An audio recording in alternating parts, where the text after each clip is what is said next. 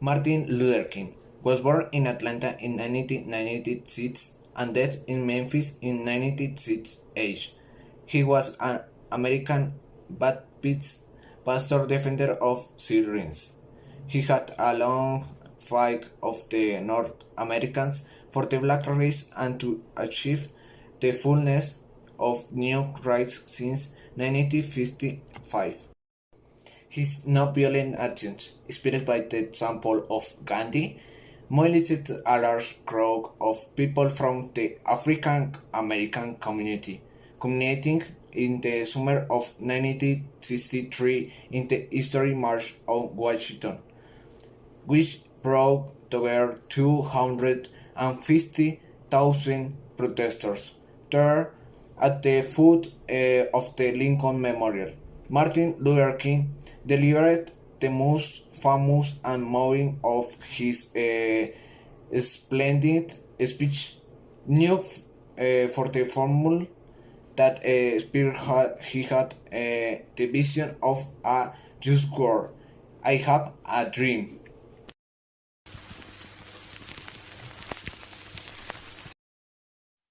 In 1963, there was a contest was a sensitive issue. Racial segregation was commonplace. The black population had grown tired of 2 centuries of discrimination, abuse, and slavery. Black people were segregated for race, could not be educated alongside whites, could not even take public transportation without being forced to move away.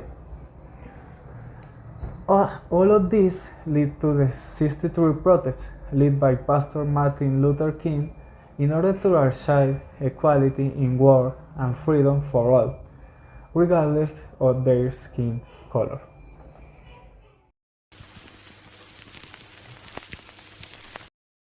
During Martin Luther King's lifetime, there were already several cases of racism through police brutality.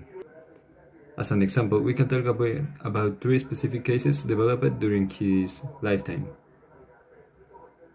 In 1965, in Los Angeles, the arrest by white policemen of a young black, Marquette Fry, during a traffic control followed by an altercation with his relatives, triggered a riot in the Watts ghetto in Los Angeles. This neighborhood became a war zone for 6 days, even establishing a curfew. 1967.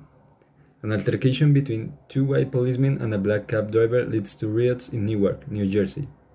For 5 days, from July 12 to 17, violence shocks the neighborhood, in a context of property exacerbated by the heat. The violence leaves 26 dead and 1,500 injured. That same year, riots broke out in Detroit after a police intervention on 12th Street, where mostly black families live. Army and National Guard troops are deployed. From July 23 to 27, the clashes left 43 dead and more than 2,000 wounded. The confrontation spreads to several states, including Illinois, North Carolina, Tennessee, and Maryland.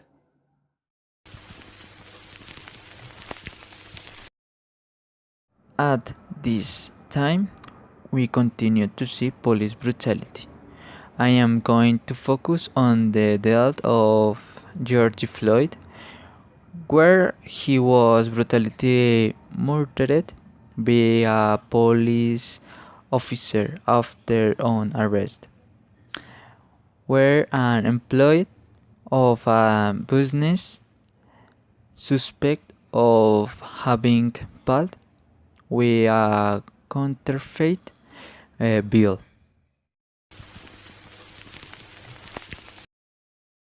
Alright guys, so basically as a conclusion we can compare the modern time and the past time. We can notice there are still some problems about policy brutality, and the force of law has caused a lot of problems like physical and mental injury, property damage, ination of police officers, and in some cases what I mean is like this happens throughout the years, no matter if the people keep trying to fight for it.